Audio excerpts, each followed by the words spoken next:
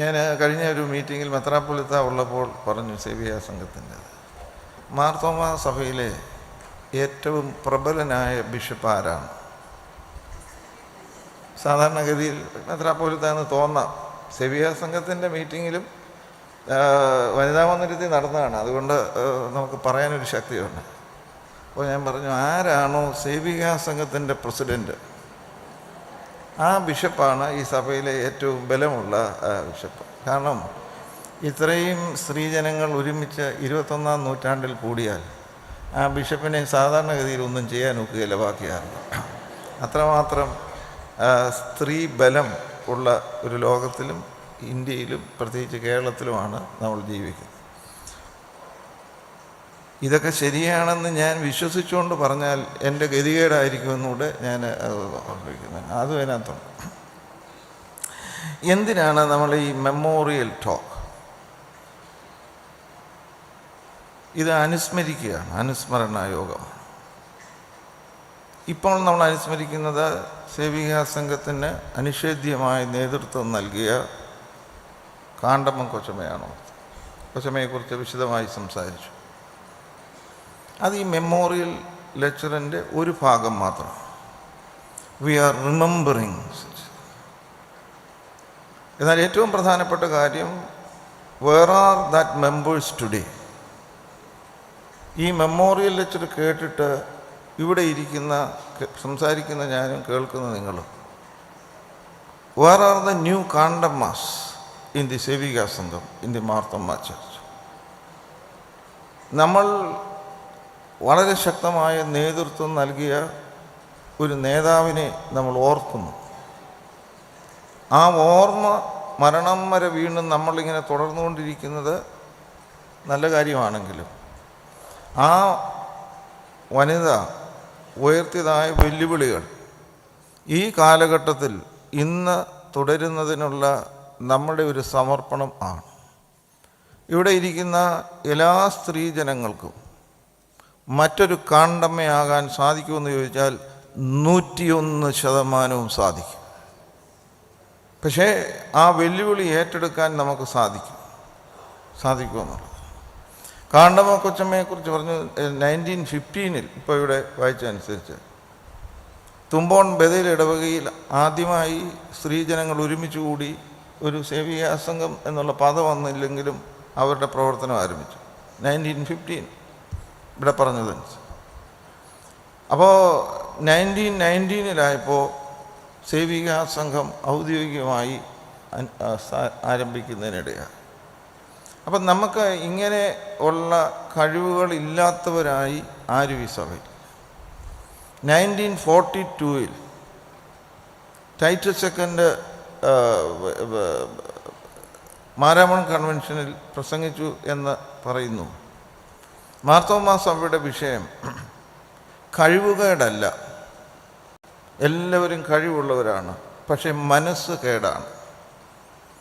ഈ മനസ്സിൻ്റെ കേട് നമുക്ക് മാറ്റിയാൽ നമുക്ക് വലിയ അത്ഭുതങ്ങൾ, വിപ്ലവങ്ങൾ ഈ കേരളത്തിൽ നമുക്ക് സൃഷ്ടിക്കാനാകും എന്നുള്ളതിന് തർക്കമില്ല. ഈ നമ്മുടെ ഈസ്റ്ററുമായി ബന്ധപ്പെട്ട് വാട്സപ്പ് മെസ്സേജസൊക്കെ വന്നതിൽ എനിക്ക് വളരെ ഗൗരവമായി തോന്നിയ ഒരു കാത്തലിക് അച്ഛൻ്റെ ഒരു ചെറിയ നോട്ടാണ്, ആരോ ഫോർവേഡ് ചെയ്തതാണ്. അത് മന്നലക്കാരത്തി മറിയയെക്കുറിച്ചാണ്. യേശുക്രിസ്തുവിനെ ഏറ്റവും സ്നേഹിക്കുകയും അവൻ്റെ നല്ല ശിഷ്യയായിട്ട് ഉള്ള ശിഷ്യരിൽ കൂടെ നടന്ന ഒരമ്മയാണ്. നമ്മളറിയാം, ഈ റോമ ഗവൺമെൻറ്റിൻ്റെ കിരാത ഭരണം നടക്കുന്ന കാലമാണ്. സ്ത്രീകൾക്ക് സ്വാതന്ത്ര്യമില്ല. അങ്ങനെയുള്ള ഒരു കാലഘട്ടത്തിൽ യേശുക്രിസ്തു ക്രൂശിക്കപ്പെട്ടു, അടക്കം ചെയ്തു. 3-ാം ദിവസം രാവിലെ, അതിരാവിലെ ഇരുട്ടുള്ളപ്പോൾ എന്ന് പറഞ്ഞാൽ ഒരു സ്ത്രീക്ക് പൊതുവേ സ്വാതന്ത്ര്യമില്ല, സമക്ഷത്ത് ഇറങ്ങി നടക്കാൻ അനുവാദമില്ലാത്ത ഒരു കാലത്ത് ഈ രാത്രി വെളുപ്പിനെയുള്ള സമയത്ത് മന്നലക്കാരത്തി മറിയ എഴുന്നേറ്റ് യേശുവിൻ്റെ കല്ലറയ്ക്കൽ പോവുകയാണ്. കല്ലറയ്ക്കൽ നിൽക്കുന്നത് റോമ പടയാളികളാണ്. എന്തും സംഭവിക്കാം. ഈ സ്ത്രീയുടെ ജീവിതം അപകടമാകാം. അവരെ മിസ്യൂസ് ചെയ്യാം. അവർക്ക് പിന്നെ ജീവിച്ചിരിക്കാൻ സാധ്യത കുറവുള്ള ഒരു സാഹചര്യം നിലനിൽക്കുക. പക്ഷേ വളരെ ഡെയറിങ് ആയിട്ടാണ് മണലക്കാരത്തി മറിയ ഈ കല്ലറയ്ക്കൽ പോകുന്നത്. ഇത് മാത്രമല്ല, ഇരുട്ടുണ്ടെന്ന് പറഞ്ഞല്ലോ. ഞാനിവിടെ ഈ 2 ബെഞ്ചിലിരിക്കുന്ന സ്ത്രീജനങ്ങളോട് എന്നെ കാണാമോ, കേൾക്കാമോ? ഇവിടെ ഈ കല്ലറയിൽ, ഇവിടെ അടുത്ത് നിങ്ങളുടെ കല്ലറയിൽ ഒരടക്കം നടന്നു ഇന്നലെ വൈകിട്ട് എന്ന് വിചാരിക്കുക. ഇവിടുന്ന് ആരും മരിക്കാതിരിക്കട്ടെ, എന്നാലും നിങ്ങൾക്ക് ഈ 2 ബെഞ്ചിലിരിക്കുന്ന സ്ത്രീകൾക്ക് ആരെങ്കിലും ഒരു ബെറ്റ് വെക്കുകയാണ്. ഇന്ന് രാത്രി ഒരു 1:30-2 മണിയാകുമ്പോൾ ആ കല്ലറയിൽ അവിടെ പോയി ഒരു കസറയും ഇട്ട് അരമണിക്കൂർ അവിടെ ഇരുന്ന് പ്രാർത്ഥിക്കാമെന്ന് ചോദിച്ചാൽ നിങ്ങളുടെ ഉത്തരം എന്തായിരിക്കും? നിങ്ങൾക്ക് മലയാളം കൊഞ്ചം പിടി കിട്ടത്തില്ലേ? ധൈര്യമുണ്ടോ? ഇല്ല, ധൈര്യമില്ല. ഈ അടുക്കളയിലുള്ള ധൈര്യമൊക്കെ ഉള്ളൂ, അവിടെ ഒന്നും പോയിരിക്കാനുള്ള ധൈര്യമില്ല. അത്ര ഭയപ്പാട്. അത് ഏത് കാലത്തും അങ്ങനെയാണ്. ഏത് കാലത്തും നമുക്കാർക്കും വളരെ വളരെ ചുരുക്കം ചില ആളുകൾ കാണാം, അങ്ങനെ ഒരു ഭയമില്ലാത്ത ആളുകൾ കാണാം. അത് അല്ല, പൊതുവെ by and large not possible ഇല്ലേ, നിശ്ചയമായിട്ടും. അപ്പോൾ അവിടെയാണ് ചെന്നിരിക്കുന്നത്. അപ്പോൾ അകത്ത് കയറിയപ്പം ഈ വെള്ള വസ്ത്രം ധരിച്ച് 2 ഭൂതങ്ങളെ പോലെ 2 മനുഷ്യർ. അവരലറിയില്ല. അവരോട് ചോദിച്ചു, കർത്താവ് ഇവിടെ ഇല്ലയോ? അപ്പോൾ അവർ അതിനൊക്കെ ഉത്തരം പറയുന്നു. വെളിയിലോട്ടൊരുവൻ ഗാർഡനർ, ഈ തോട്ടം സൂക്ഷിപ്പുകാരനോട് പറയുന്നുണ്ട്, നിങ്ങളെൻ്റെ കർത്താവിനെ ഇവിടെ കൊണ്ടുവച്ചു, എന്നോട് പറഞ്ഞാൽ ഞാൻ അവനെ എടുത്തുകൊണ്ട് പോയിക്കോളാം.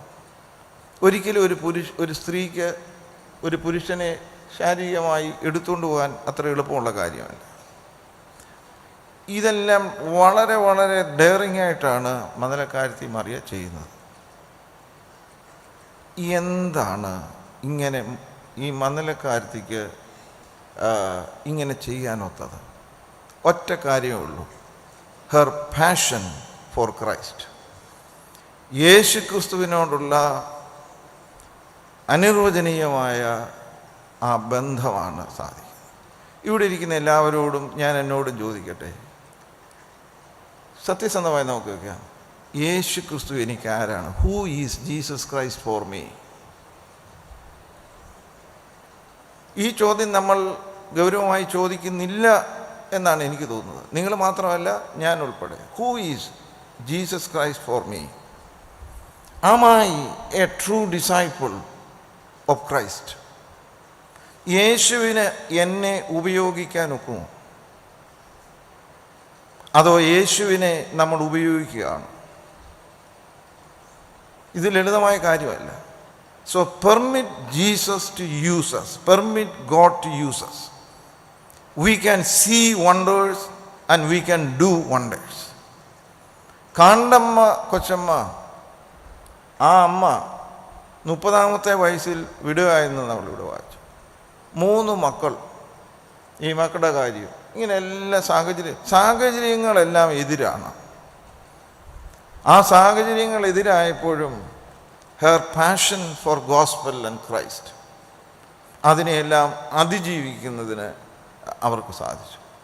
നമ്മൾ വിചാരിക്കുന്നത് ലളിതമായ കാര്യമാണോ? മഹാരാജാവ് എഴുന്നള്ളിയപ്പോൾ ഈ മഹദി പന്തളത്ത് ഒരു സ്ഥലത്ത് നിന്നുകൊണ്ട്, കൊട്ടാരത്തിലും കണ്ടു എന്ന് പറയുന്നു എന്നാണ്. ആദ്യമായിട്ട് മഹാരാജാവ് പോകുമ്പോൾ നമുക്കറിയാം, നമുക്ക് അറിയാൻ പാടില്ല, ഇവിടെ ഒരു 80 ഒക്കെ പ്രായമുള്ളവർക്ക് രാജാക്കന്മാരെ കുറിച്ചുമൊക്കെ നിങ്ങൾ കേട്ടിട്ടുണ്ടായി.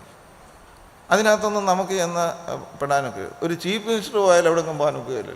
പിന്നെ മഹാരാജാവിൻ്റെ കാലത്ത് കൈ കാണിച്ചു, വണ്ടി നിർത്തുന്നു, കർത്താവായ യേശു ക്രിസ്തുവിൽ വിശ്വസിക്കുക, എന്നാൽ അങ്ങ് രക്ഷപ്പെടും എന്ന് പറയണമെങ്കിൽ, ഞാൻ സത്യമായി ഒന്ന് ചോദിച്ച് നമുക്കൊന്ന് ആലോചിക്കാം, നമുക്കിതിനൊക്കെയുള്ള ധൈര്യമുണ്ടോ? ധൈര്യം ഉണ്ട് അല്ലെങ്കിൽ ധൈര്യമില്ല എങ്കിൽ, ധൈര്യമില്ലെങ്കിൽ ഒറ്റ കാര്യമേ ഉള്ളൂ, നമുക്ക് ക്രിസ്തുവുമായിട്ടൊരു ബന്ധവുമില്ല.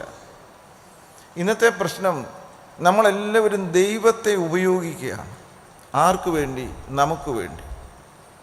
ശരിക്കും നമ്മളോട് ദൈവം പറയുന്നത്, യു ഫർഗെറ്റ് യുവർ സെൽഫ്. നീ നിന്നെ മറന്നാൽ നിനക്കെന്നെ ഉപയോഗിക്കാം. We are very much obsessed with our own self. നമ്മളെല്ലാവരും നമ്മളെ കൊണ്ട് നിറഞ്ഞിരിക്കുകയാണ്. എത്രമാത്രം ഒരു ബിഷപ്പ് എന്നുള്ള നിലയിൽ ഞാനും അച്ഛന്മാരും നിങ്ങളും നമ്മുടെ സെൽഫിനെ നമുക്ക് അകറ്റി നിർത്താൻ സാധിക്കുന്നു. ഒരു ഒന്നിൽ നിന്നൊന്ന് മാറ്റിയാൽ ദർ ഇസ് എ സ്പേസ്, ഒരു സ്പേസ് ഉണ്ടാവും. ആ സ്പേസ് ക്രൈസ്റ്റിനാൽ നിറയപ്പെടണം. So much so Christ can use us. അപ്പോൾ ക്രിസ്ത്യ ജീവിതം ഒരു ഉപ്പാപ്പൻ കളിയുടെ വിഷയമല്ല, ആത്മീക പ്രകടനത്തിൻ്റെ വിഷയമല്ല. അതൊരു ആധ്യാത്മികമായി കൃത്യമായി ദൈവത്തിന് ഉപയോഗിക്കാം. അതുകൊണ്ട് ഈ മെമ്മോറിയൽ ടോക്കിൽ ഗൗരവമായ വിഷയങ്ങൾ ഇപ്പോൾ മാഡം ഇവിടെ തുടർന്ന് കൈകാര്യം ചെയ്യും. അപ്പോൾ നമ്മൾ ഗൗരവമായി എടുക്കേണ്ടുന്നത് ഈ കാര്യമാണ്. ഇത് ഈ കാലഘട്ടത്തിൽ വളരെ പ്രധാനമായിട്ടുള്ള ഒരു കാര്യമാണ്, ഒരു പ്രധാനമായിട്ടുള്ള കാര്യമാണ്. അത് നമ്മുടെ കുടുംബങ്ങളിൽ നമ്മൾ ശ്രദ്ധിക്കേണ്ടുന്ന കാര്യമാണ്. എനിക്ക് തോന്നുന്നു, നിങ്ങളുടെ ഇവിടെ ഇരിക്കുന്ന പ്രായമുള്ളവരെന്നെ ഒന്ന് സഹായിച്ചാൽ, ഇപ്പോൾ ആ രണ്ടാമത്തെ ബെഞ്ചിൽ രണ്ടാമതിരിക്കുന്ന ഇച്ചിരി പ്രായമുള്ളത് കൊണ്ട് ചോദിക്കുക. വയസ്സ് ചോദിക്കുന്നില്ല, വയസ്സ് സ്ത്രീജനങ്ങളോട് ചോദിക്കരുതെന്നാണ്. എന്നാൽ കണ്ടാലൊരു 55-60 വയസ്സ് തോന്നിക്കുന്നുണ്ട്.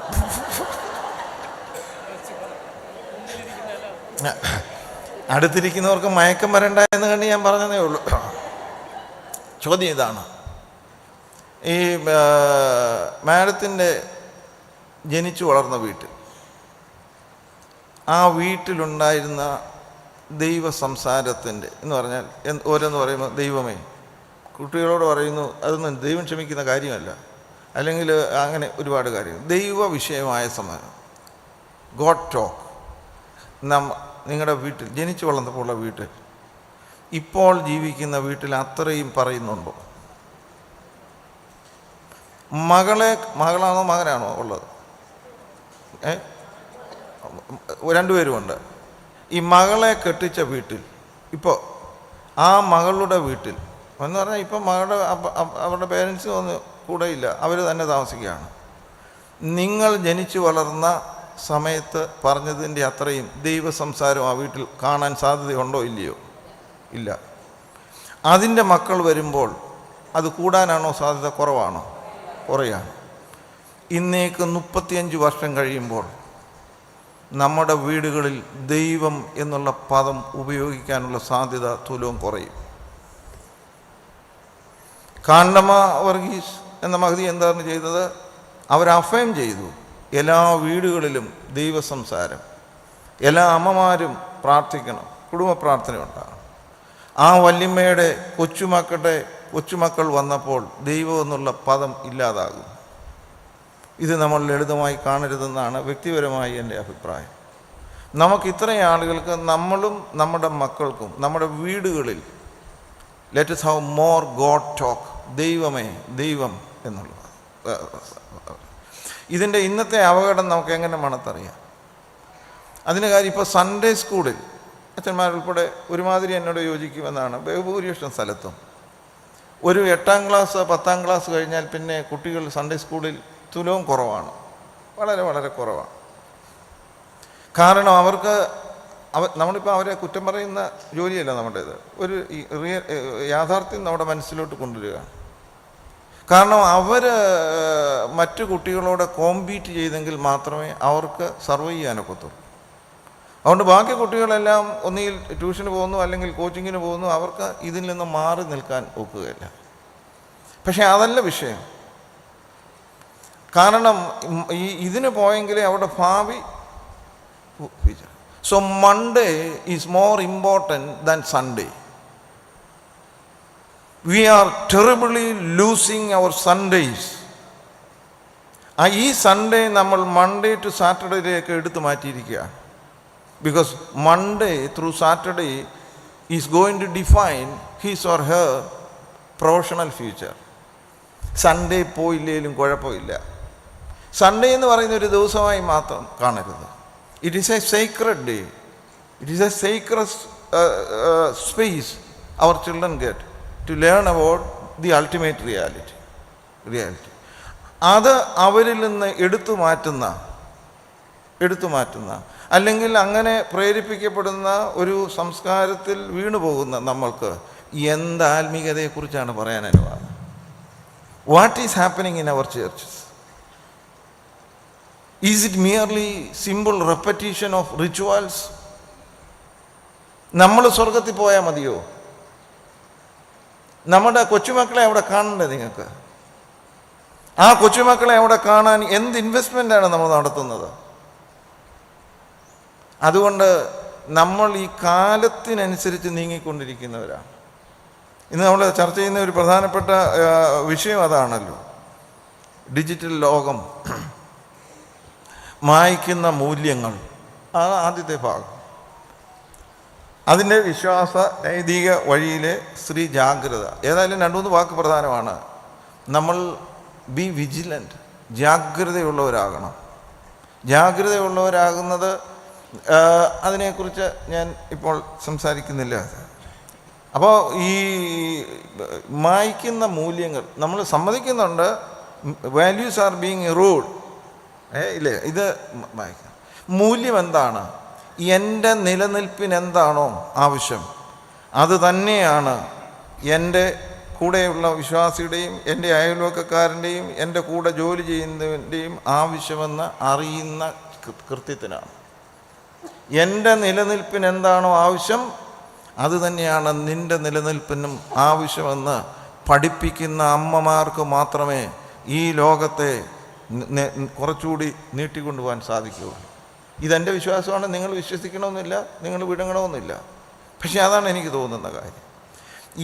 ആർക്കെന്ത് പറ്റിയാലും എനിക്കും എൻ്റെ കുടുംബത്തിനും എന്ന് മാത്രം ചിന്തിക്കുന്ന അധമമായ, അക്രമമായ ആത്മീയതയുടെ ഒരു വരൾച്ച ഉണ്ടാകണം.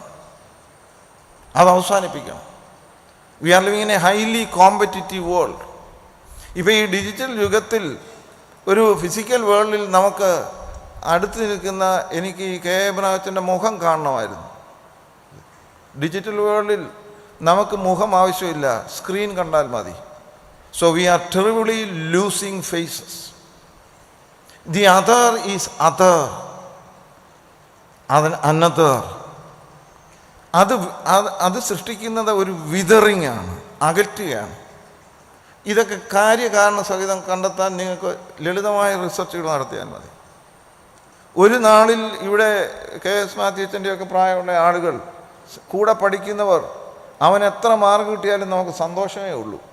കാരണം നമുക്കതൊരു അപകടമായിട്ട് തോന്നുന്നില്ല.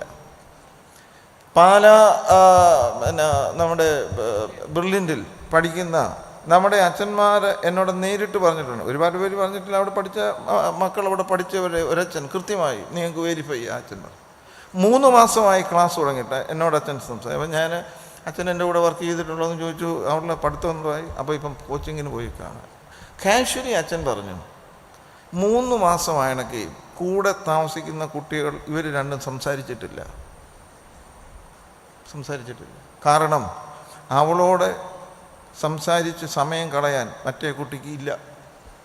അപ്പോൾ എൻ്റെ നീറ്റിലെ റാങ്ക് തകർക്കാൻ ജനിച്ച ജന്മശത്രുവാണ് എൻ്റെ കൂടെ ഇരിക്കുന്നത്.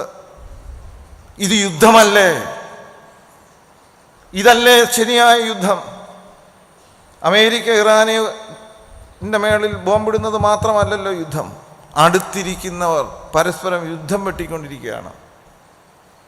ഇത്ര സ്നേഹമുള്ള ആളുകൾ നിങ്ങളോട് ഇപ്പം 2 ചോദിച്ചല്ലോ, 3, 4, 5, 6 ഇങ്ങനെ ഉറങ്ങാനായിട്ട് വെമ്പിക്കൊണ്ടിരിക്കുന്നത് നിങ്ങളോട് എനിക്കുള്ള ചോദ്യം. പ്രായമുള്ളവർ നിങ്ങളുടെ കൊച്ചുമക്കൾ, അല്ലെങ്കിൽ പ്രായം കുറഞ്ഞവർ നിങ്ങളുടെ മക്കളെക്കുറിച്ച്. അപ്പോൾ എൻ്റെ കുട്ടിക്ക് കിട്ടുന്നത് പോലെ തന്നെ മറ്റേ കുട്ടിക്ക് മാർക്ക് കിട്ടി, അവളും ഡോക്ടറാകട്ടെ എന്ന് ചിന്തിക്കാനുള്ള സാധ്യത കൂടുതലാണോ കുറവാണോ? പള്ളിയിലായിരിക്കുന്നത്, അതും പ്രത്യേകിച്ച് വാങ്ങാനും ഏതാണ് കുറവാണ്. ഈ കുറവൊരു കുറച്ചിലായിട്ട് നിങ്ങൾക്ക് എന്താ തോന്നാത്തത് എന്ന് അത് തോന്നുമോ? അപ്പോൾ നമ്മൾ ആത്മീയതയുടെ ആദ്യത്തെ പടി ചവിട്ടുകയാണ്. ഇത് ഗൗരവമായി നമ്മളെന്നും വന്ന് യേശു നല്ലവൻ വല്ലവൻ കൊള്ളാവുന്നവൻ എന്ന് ക്രിസ്തുവിന് പറയായിരുന്നു. എനിക്ക് ഈയിടെ ഒരു കാര്യം പിടികിട്ടി. എന്നിട്ട് നമുക്ക് മനസ്സിലായില്ലല്ലോ തിരുമേനി എന്താ കിട്ടിയ നിങ്ങളെല്ലാം കൂടെ കൂടിയാണ് ദൈവത്തെ പരിശുദ്ധനാക്കുന്നത്. എന്നാൽ തിരുമേനി ഇങ്ങനെ പറയും. അപ്പോൾ ഇതൊക്കെ ഗൗരവമായി. ഞാൻ അവസാനിപ്പിക്കും. അപ്പം വളരെ ഗൗരവമായ ചില കാര്യങ്ങൾ നമ്മുടെ അങ്ങനെ മൂല്യമുള്ളവരായി ആ മൂല്യത്തിന് ചില ഇടിച്ചിലുകൾ സംഭവിക്കുന്നതായി മനസ്സിലാക്കാൻ, അതിനകത്ത് ചില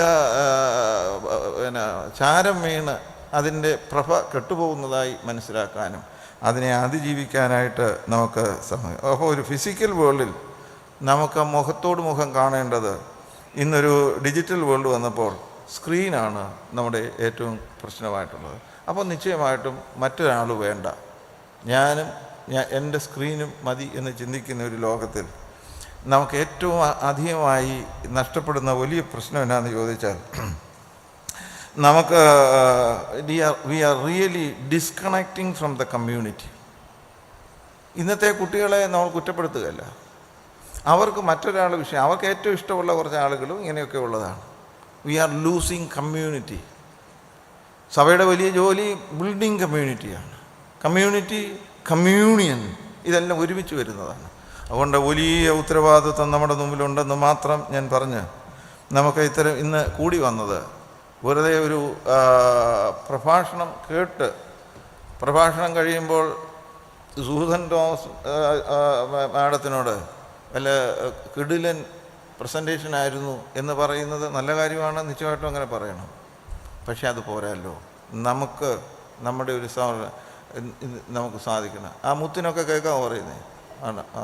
അപ്പോൾ അതുകൊണ്ട് എല്ലാവരും ഒരു മുത്തായി മടങ്ങിപ്പോകുന്നതിന് ദൈവം സഹായിക്കട്ടെ എന്ന് മാത്രം പ്രാർത്ഥിച്ചുകൊണ്ട് ഞാൻ ഈ പറഞ്ഞ കാര്യങ്ങൾ ഒരക്ഷരം വിടാതെ കേൾക്കുന്നു എന്നുള്ള മട്ടിൽ മറ്റു പലതും ആലോചിച്ചുകൊണ്ടിരുന്ന നിങ്ങളെല്ലാവരെയും ദൈവം അനുഗ്രഹിക്കട്ടെ എന്ന് ആശംസിച്ചുകൊണ്ട് ഇന്നത്തെ ഈ മീറ്റിംഗ് വളരെ മീനിങ്ഫുള്ളാകാനായിട്ട് ദൈവം സഹായിക്കട്ടെ എന്ന് പ്രാർത്ഥിക്കുന്നു. ആദ്യം പറഞ്ഞ് ഒന്നുകൂടെ അവസാനിപ്പിക്കുന്നു. ഒരുപാട് കാണ്ടമ്മമാരിവിടെ ഇരിപ്പുണ്ട്. Permit God to use you. Forget your own self and permit God to use us. ദൈവം നമ്മളെ സഹായിക്കട്ടെ.